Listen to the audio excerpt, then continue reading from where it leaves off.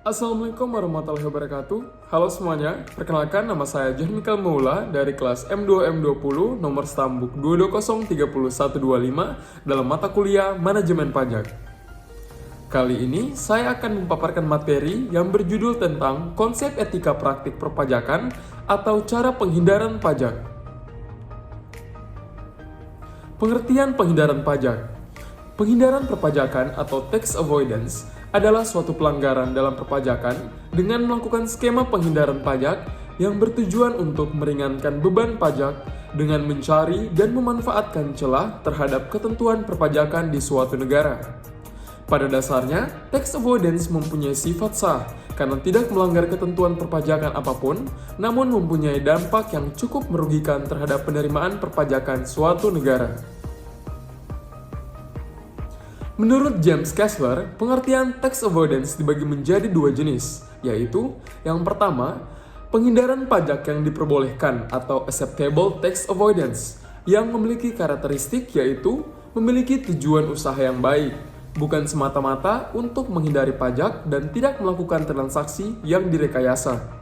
Yang kedua, penghindaran pajak yang tidak diperbolehkan atau unacceptable tax avoidance, yang memiliki karakteristik yaitu tidak memiliki tujuan usaha yang baik semata-mata untuk menghindari pajak dan adanya transaksi yang direkayasa. Kendati demikian, pandangan suatu negara terhadap pengertian penghindaran pajak yang diperbolehkan dan yang tidak diperbolehkan bisa jadi berbeda, sehingga hal ini akan kembali pada bagaimana suatu negara tersebut memahami pengertian tax avoidance itu sendiri. Pilihan bentuk usaha. Usaha perseorangan adalah perusahaan yang dikuasai oleh pemilik tunggal sehingga kegiatan manajemen, tanggung jawab, dan resikonya dikuasai pemilik usaha tersebut.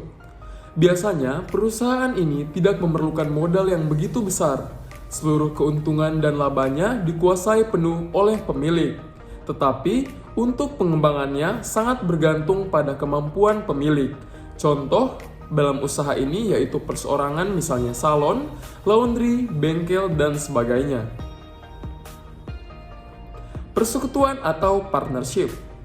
Persekutuan adalah suatu penggabungan di antara dua orang atau badan atau lebih untuk memiliki atau bersama-sama dalam menjalankan suatu perusahaan guna mendapatkan keuntungan atau laba. Yang termasuk dalam usaha persekutuan yaitu partnership, firma, dan persekutuan komanditer. Pengertian firma dan persekutuan komanditer. Firma adalah suatu persekutuan yang dibentuk supaya dapat menjalankan suatu perusahaan di bawah nama bersama para anggotanya dan bertanggung jawab secara tidak terbatas dan sendiri-sendiri kepada pihak ketiga. Di dalam firma, para anggotanya memiliki kekuasaan yang tertinggi. Setiap anggota bertanggung jawab secara pribadi untuk keseluruhan. Artinya, semua anggota harus ikut bertanggung jawab kepada semua perikatan persekutuan firma, meskipun firma tersebut dibuat oleh anggota lain. Persekutuan komanditer adalah bentuk badan usaha yang didirikan dan dimiliki oleh dua orang atau lebih untuk mencapai tujuan bersama dengan tingkat keterlibatan yang berbeda. Satu pihak dalam persekutuan komanditer bersedia memimpin, mengelola perusahaan, serta bertanggung jawab atas utang-utang perusahaan.